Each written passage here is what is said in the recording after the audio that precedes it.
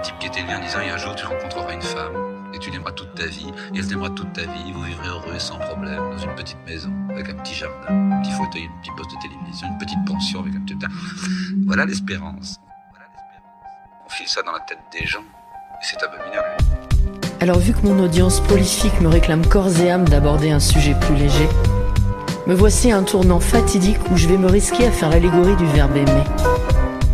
Me prenant soudainement pour une machine à écrire, je relève le défi cette fois-ci de vous faire grimacer un sourire.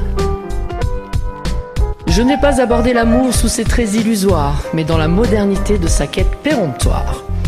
Ayant à mon actif quelques heures de survol dans le monde merveilleux du célibat subi, je me suis laissé parachuter, souvent à regret, dans l'univers bancal des sites de rencontres du 3e type de Néandertal. Passant haut les mains les épreuves écrites cachées derrière mon écran et le panache de ma plume d'Aphrodite. Ouais, c'est affreux, vous me dites. Il fut aisé d'écuter mon petit cœur d'artichaut, effeuillé match après match par des super héros, pardon, ne faisons pas de liaison malheureuse. Super mytho, super lover, super connard, super ficiel, mais aucun Superman. Ceux-là sont, semble-t-il, enchaînés à la maison par leur Wonder Woman.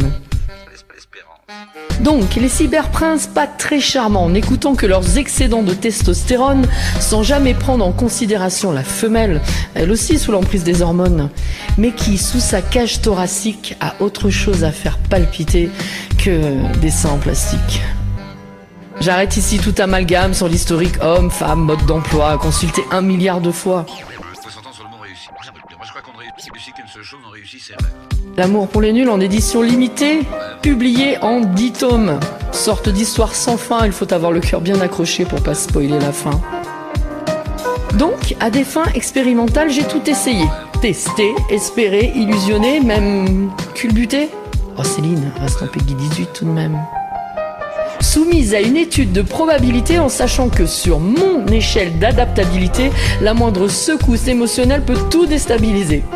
Et ben voilà, patatras, l'élastique de ma slogie a cédé. À force de crier au loup sans en voir la queue, on finit esselé, mais somme toute pas malheureux.